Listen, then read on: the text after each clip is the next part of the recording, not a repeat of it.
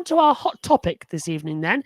And this one really is hot because it involves the Mercedes F1 seat, because the Mercedes junior driver, Andrea Kimi Antonelli, got to test an F1 Formula One race car for the first time in Austria at the Red Bull Ring. No, don't worry, not Red Bull itself, as is normal for Mercedes, of course, because the 17-year-old from Italy drove the Mercedes W12 from the 2021 season that saw Lewis Hamilton go down to the wire for the World Championship against Max Verstappen. Now, Antonelli said it was an incredible experience to feel the car's power and downforce, loving every second of it. He's currently driving for Prema in Formula 2 and sits ninth in the championship standings after 3 weekends. Now, after seeing Antonelli testing the W12, it makes some wonder if Mercedes is simply letting him experience the sensation of driving an F1 car, or more long-term plans to put him in a race seat for 2025. If Antonelli gets promoted to Mercedes in 2025, he wouldn't be the first young driver to enter a high-pressure situation. Lewis Hamilton, Mercedes' outgoing star, went straight to McLaren in his rookie year and handled the pressure well. We're going down for a championship lead, of course, against Alonso and Raikkonen at Sao Paulo. But we saw a safer approach when Red Bull placed Max Verstappen at Toro Rosso before getting the call up to the senior team, while Ferrari had Charles Leclerc drive for Alfa Romeo before his promotion, and the photo courtesy there of Mercedes. So if Mercedes promotes Antonelli to F1 in 2025, would it be the best for him to start off at a team like Williams or head straight in for Mercedes? I honestly think that's a really tough question, Josh, because either way, you know, there are pros and cons to both sides of the situation. But if it were me, I would prefer a safer situation, because there's obviously going to be a seat available at Williams next year. I'm sorry, Logan Sargent, but I don't really think there's anything he can do right now to save his race seat. So I think that would probably be the best bet for Andrea Kimi Antonelli to go over to Williams. He'd be in a lower pressure environment, and he would be able to make mistakes and learn along the way without, you know, the expectations that comes with, you know, driving a Mercedes Formula One car. And there's no telling what the Mercedes Formula One car will be like in 2025. Will they make some gains and get closer to the grid like we've seen them in the past, or will they continue to, you know, slide back in the running order and potentially see Mercedes, you know, battling in the midfield? There's totally a lot out there for 2025 that we don't know about yet. But I feel like if it were me, I would rather see him go to teams like Williams, you know, and to develop in a low pressure environment and work his way up to the Mercedes senior team. But at the same time, we saw Lewis Hamilton, like you mentioned, Josh, he handled the pressure of going to McLaren well. And so I think Andrea Kimi Antonelli could absolutely do the same thing at Mercedes if he gets promoted. And I'm sure Mercedes will be happy to lock him down long term right away if they could, instead of, you know, signing someone to drive, you know, as a stopgap until he's ready to go.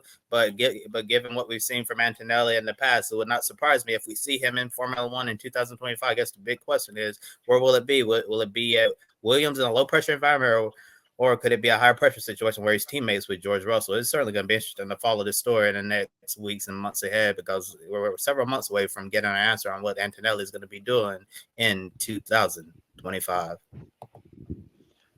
Yeah, absolutely. And to add to your list of people that ran in cars before they got promoted, Oscar Piastri, of course, did a couple of years ago did a lot of running with Alpine before McLaren swooped in and snatched him away from them. A story we've talked about a lot on the grid shows in the past. But a good opportunity for the Mercedes team to see what Kimi Antonelli can do in the car rather than just on the sim. We know there's, you know, a line to be as much as close as they can, but nothing beats the real thing.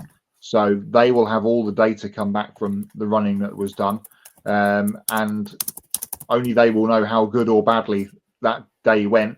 As I mentioned in Hots and Knots a couple of weeks ago, we've got this massively long gap now between F2 rounds. They're not back in action until we get to Imola. So chance for Andrea to get some more track time. That will prove him in good stead.